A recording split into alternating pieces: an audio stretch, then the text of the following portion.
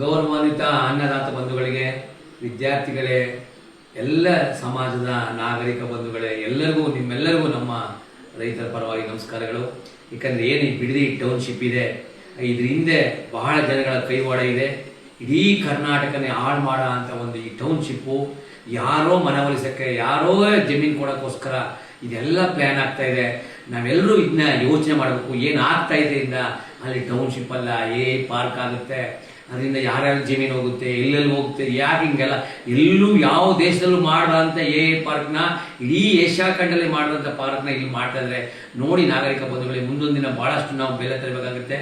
ಹಾಗಾಗಲೇ ಇವತ್ತು ನೋಡಿ 500 ದಿನದಿಂದ ಶಾಂತಿಯುತವಾಗಿ ಹೋರಾಟ ಮಾಡ್ತಾರೆ ನನ್ನ ತಂದೆ ತಾಯಿಗಳು, ಅಕ್ಕ ತಂಗಿರು ಎಲ್ಲ ಇವತ್ತು ಸರ್ಕಾರ ಕುಚೇಷ್ಟ ಮಾಡಿ, ಸರ್ಕಾರ ಅಧಿಕಾರಿಗಳ ಮುಖಾಂತರ ಇವತ್ತೇನು ಈ ಕಡೆ ಹೋದ್ರೆ ಈ ಕಡೆ ಹೋಗೋದು, ಆ ಕಡೆ ಹೋದ್ರೆ ಆ ಕಡೆ ಕಣ್ಣು ತಪ್ಪಿಸಿ, ಅದನ್ನ ಕಿಚ್ಚನ ಬರೆಸಿ, ತಾಳ್ಮೆನ ಕೆಣಕಿ ಪ್ರತಿ ಎಲ್ಲವನ್ನು ನಮಗೆ ಪ್ರತಿ ಏನು ರೋಷ ಬರೋಂತ ಮಾಡಿ ಒಂದು ಕೆಟ್ಟ ರೀತಿಯಿಂದ ಸರಿ ಇವತ್ತು ಅಧಿಕಾರಿಗಳು ಮಾಡಿದ್ದಾರೆ.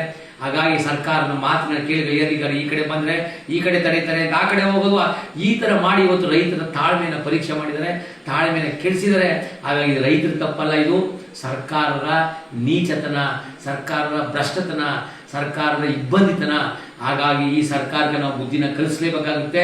ಇದು ಏನು ಹಿಟ್ಲರ್ ಸರ್ಕಾರ ಅಲ್ಲ, ಇದು ಪ್ರಜಾಪ್ರಭುತ್ವ ಸರ್ಕಾರ.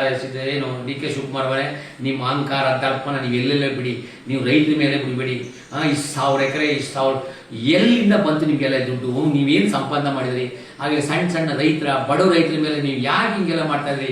ನಿಮ್ಗೆ ಖಂಡಿತವಾಗಿ ನಾವು ಬುದ್ಧಿ ಕಲಿಸ್ತೀವಿ, ಬುದ್ಧಿ ಕಲಿಸಲೇಬೇಕಾಗುತ್ತೆ. ಹಾಗಾಗಿ ಈ ಒಂದು ಚಳುವಳಿಗೆ ವಿದ್ಯಾರ್ಥಿಗಳು, ಲಾಯರ್ಗಳು, ಡಾಕ್ಟರ್ಸ್ಗಳು, ಇಂಜಿನಿಯರ್ಗಳು, ಸಮಾಜದ ಎಲ್ಲ ವರ್ಗದ ಜನ, ಆಟೋ ಡ್ರೈವರ್ಗಳು, ಬಸ್ ಡ್ರೈವರ್ಗಳು ತಾವೆಲ್ಲರೂ ಕೈ ಮುಳ್ತೀವಿ. ಈ ಒಂದು ಯೋಜನೆ ಆದರೆ ಮುಂದೊಂದು ದಿನ ಬಹಳಷ್ಟು ನಾವು ಎದೆ ಕೊಡಬೇಕಾಗುತ್ತೆ, ನಾವೆಲ್ಲರೂ ಗುಲಾಮರಾಗಬೇಕಾಗುತ್ತೆ. ಹಾಗಾಗಿ ನಾವೆಲ್ಲರೂ ಸೇರಿ ಇವ್ರನ್ನ ಏನು ಮೂರನ್ನ ಮಾಡಿದ ಅಹಂಕಾರಗಳು ಬಾಯಿಂದ ಉರುವುದ್ರೆ ಇವರೆಲ್ಲ ಕೆಳಗೆ ಬೀಳ್ಬೇಕು. ಆ ಒಂದು ನಾವು ಕೆಲಸ ಮಾಡೋಣ. ಹಾಗಾಗಿ ಮಾನ್ಯ DK ಶಿವಕುಮಾರ್ ಅವರೇ, ಈ ಕೆಲಸದಿಂದ ವಾಪಸ್ ಬನ್ನಿ. ಜೊತೆಗೆ ಏನು ಎಲ್ಲ ತಾಯಿನ ಹೋರಾಟ ಮಾಡಿರುವ ಎಲ್ಲ ತಾಯಿಯಂದರಿಗೆ, ಅಕ್ಕ ತಂಗಿಯರಿಗೆ, ನನ್ನ ಮತ್ತು ಅಣ್ಣ ತಮ್ಮರಿಗೆ ನಮಸ್ಕಾರ. ಯಾಕಂದ್ರೆ ನೀವು ಯಾವುದೇ ಕಾರಣಕ್ಕೂ ತಾಳ್ಮೆನ ಗೆಡಬೇಡಿ. ನಮ್ಮನ್ನ ಪ್ರಚೋದನೆ ಮಾಡ್ತಾರೆ, ನಮ್ಮನ್ನ ಕೋಪ ಮಾಡ್ತಾರೆ, ಗಲಾಟೆ ಮಾಡೋಕ್ಕೆ ಪ್ರಚೋದನೆ ಮಾಡ್ತಾರೆ. ನಾವೆಲ್ಲ ನೋಡಿ ಸಾಕಾಗಿದೆ. ನಮ್ಮ ತಾಳ್ಮೆ, ನಮ್ಮ ಶಿಸ್ತು, ನಮ್ಮ ಏನು ಶಾಂತಿ, ಅದೇ ನಮ್ಮ ಆಯುಧಗಳು. ಹಾಗಾಗಿ ಯಾರು ನೀವು ಆ ಹಿಂಸೆಗೆ ಇರಬೇಡಿ, ಯಾವುದೇ ಕಾರಣಕ್ಕೂ ನೀವು ಹಿಂಸೆಗೆ ಹೋಗಬೇಡಿ. ಖಂಡಿತವಾಗಿ ನಮಗೆ ಜಯ ಸಿಗುತ್ತೆ.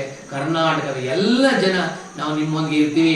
ಹಾಗಾಗಿ ಇವರೆಲ್ಲ ನಮ್ಮ ಕೆಲಸ ಮಾಡೋ ಏನು ಪಬ್ಲಿಕ್ ಸರ್ವೆಂಟ್ಗಳಿದ್ದಾರೆ ಅವರೆಲ್ಲ ಬುದ್ಧಿ ಕಲಿಸೋಣ, ಯಾಕೆ ಗೊತ್ತಾಯ್ತದೆ. ಹಾಗಾಗಿ ಮಾನ್ಯ ಎಲ್ಲ ನನ್ನ ಹೋರಾಟ ಬಂಧುಗಳು ಮತ್ತೊಮ್ಮೆ ನಮಸ್ಕಾರಗಳು. ಯಾವುದೇ ಕಾರಣಕ್ಕೂ ನೀವು ಹಿಂಸೆಗೆ ಹೋಗಬೇಡಿ, ಶಾಂತಿನ ಕಾಪಾಡಿ. ಯಾವುದೇ ಕಾರಣಕ್ಕೂ ನೀವು ಗಲಾಟೆಗಳು ಮಾಡ್ಕೋಬೇಡಿ. ಗಲಾಟೆ ಮಾಡಿದ್ರೆ ಅವ್ರು ಗೆಲ್ತಾರೆ, ನಾವು ಗೆಲ್ಲಲ್ಲ. ಹಾಗಾಗಿ ಏನು ಮಹಾತ್ಮ ಗಾಂಧೀಜಿ, ನಮ್ಮ ಪ್ರೊಫೆಸರ್ MD ನಂಜುಂಡಸ್ವಾಮಿ ಅವರು ಹಾಕೊಟ್ಟದ್ದಾಗಿ ಹೋಗೋಣ ಅಂತ ಹೇಳ್ತಾ ನನ್ನ ಮಾತು ಮುಗಿಸ್ತಾ ಇದ್ದೀನಿ. ಜೈ ರೈತ, ನಮಸ್ಕಾರ.